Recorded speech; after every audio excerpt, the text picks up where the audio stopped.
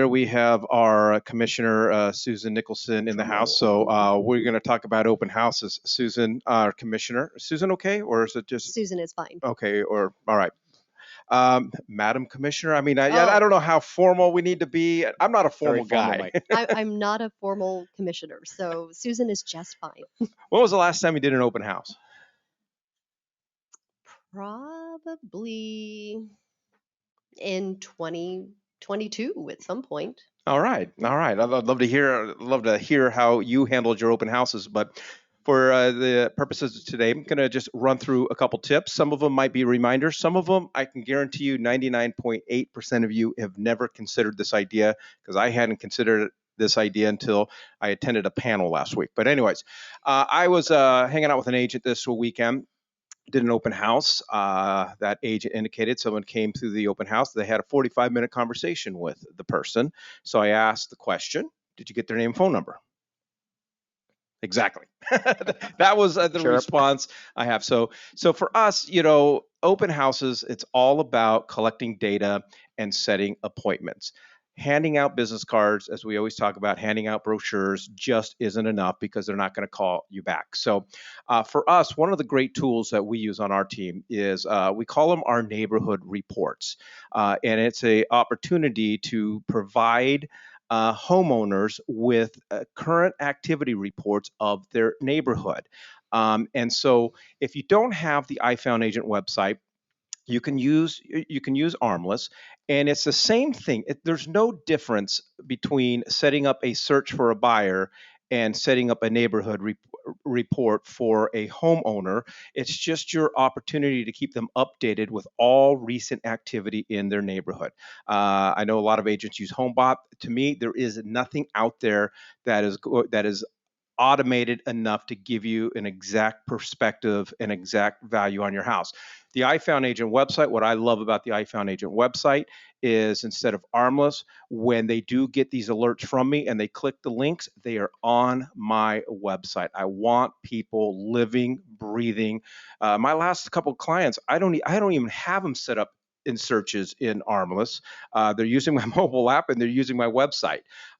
So at an open house, have this screen open. Have either Armless or or your website open, and have a conversation with them and set this up on the spot. And what this will do is, this is going to provide them with all activity, and let them watch you set up the search. Get them engaged. The longer they're hanging out with you, the longer that conversation goes, the better. So set it up on the spot. This will provide them all activity in their neighborhood on a daily and monthly basis. And through the I Found Agent website, they get a monthly report from me. This is all the activity that happened in this neighborhood over the last month. They can click on pictures and compare their houses. But anytime there's a new listing or a new closing, they get that same email from me. And what this allows you to do is, it allows you to collect personal data. So in order for me to set this up, I'm collecting their name, I'm getting their phone number, I'm getting their home address, and I'm getting their email address.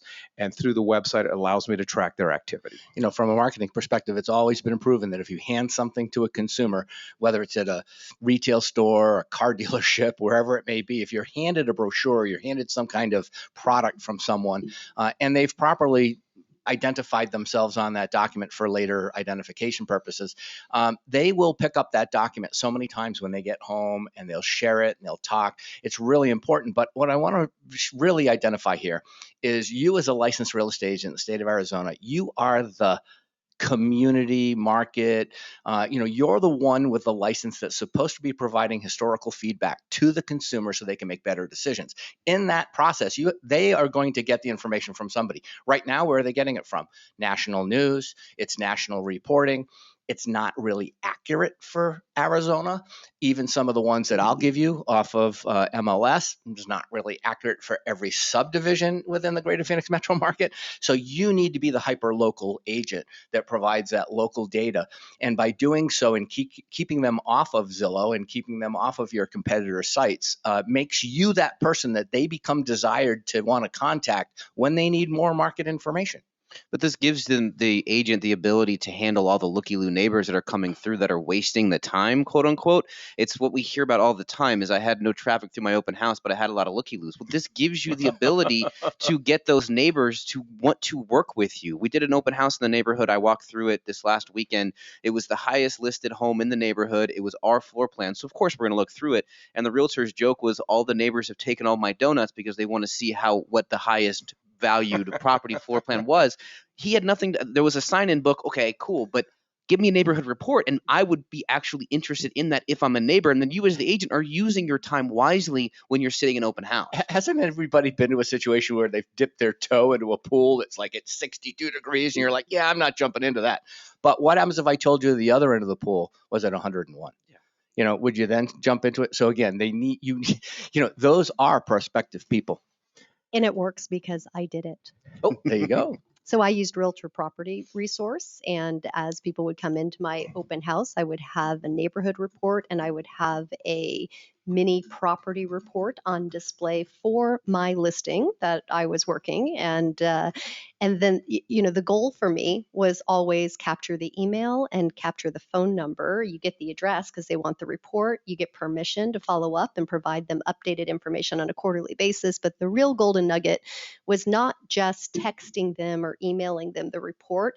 It was the follow up of you understand that this is the algorithm, but here I am to tell you as the neighborhood specialist and as the expert in this area that your number is slightly different because of this, and this. And if you're ever in the market to sell, I would love to sit down with you for a consultation. So it works. It converted into listings for me, and it costs you nothing. And for the agents who don't know, Real Property Report, same thing as RPR, and you just have that open on the screen and play a game. Just type it. Hey, you want to know how much your house is worth? Just type in your address, and it's and you're just we have tools here that all I need is your address, and I'll find your name. I'll find your name, and I'll find your phone number. Go to Armless, go to products, and under products you'll find RPR. All right. You, I think, Commissioner, have some friends over at the governor's office.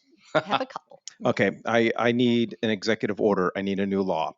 I am tired of driving down the road and I see the chain link fence going on around a construction site and they start building and I get the name of the general contractor, but I don't know what's coming in. Drives me nuts. There should be a law that the moment that construction starts, the chain link fence goes up, there needs to be a sign letting me know what's coming. I need to know, like I just got a new hot dog place that opened up by my house.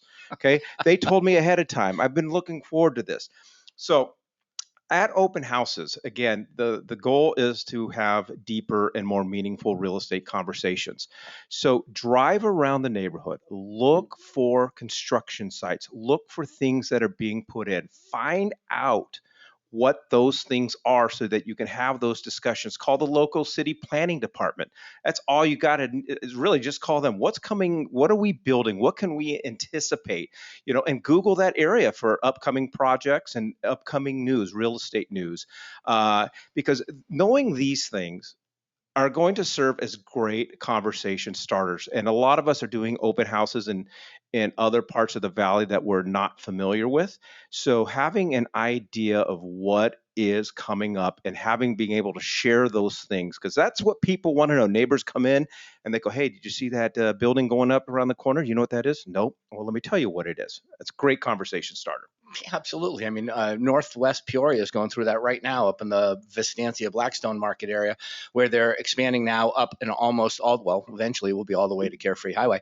But in that particular area, they're planning on putting in some new construction right at Lone Mountain and El Mirage Roads. And it's supposed to be similar to Kierland, but everybody's hearing now multifamily. So if you're walking away with the wrong information, you can put a little bit of a burden on the people that are providing that information that they're not really saying what the consumers are interested in hearing. And I don't mean the answer, but the what's coming. But to that same situation, pick up. I think you nailed it, Mike, when you said pick up the phone and call planning and zoning. Sometimes they're not really happy about telling you stuff like that because it's not really their role. Or you could call your government affairs director at the local association. Or you could call the economic development department at the cities because they love nothing more than to be able to brag about what they have brought to the cities as far as restaurants. Down my wife always wants to know when Sprouts is coming. Yeah. You know, that's like that's a I Or used Trader Joe's. or Trader Joe's, yeah, and so know those things. Yeah. Mike wants to know when the hot dog place goes in. Yeah. They People just want to. opened up, pal, and I'm so darn excited. I'm so happy for you, I buddy. used to also have at all of my open houses a copy of the city's general plan. So, Nice. here's the general Dang. plan, and this Okay. is, looking out into the future of Most this recent area. overlays, right? That's right. Yeah. People want to work with the local expert. They want to work with the person who knows what's happening inside the area, the neighborhood. It doesn't take a lot for an agent to spend a little bit of time and be intentional before they sit in open house, because that's how you start the real estate conversations with someone. So when they walk away, they may throw away the business card, but they remember you knew everything about the neighborhood. So when they want to transact, you're probably going to be the one that they call if you stay in touch and you follow up and do all the things we've been talking about. All right. So last week I attended this. It was a prospecting panel. There was 4 different panels, and each panel addressed a different type of prospecting, whether Nice. it was phone, whether it was social media. And the topic of open houses came up. And one of these agents, she's a top producing agent, team lead in the Valley. She came up with this idea. I'm like, oh my gosh, 20 years into it, I've never even heard of this idea. So it's really the concept of creating a cause marketing idea for your open house. So what she does is she partners with a local food bank, and she picks up 100 and 150 food bank bags from the food bank, and we're supposed to be canvassing the neighborhood prior to our open house, whether we're putting flyers or personal invitations. We're wanting to let the neighbors know that we are hosting an open house coming up this Saturday, coming up this Sunday. So she attaches the bag to the open house flyer, and in the open house invitation there's instructions. Hey, please stop by. You bring some cans of food.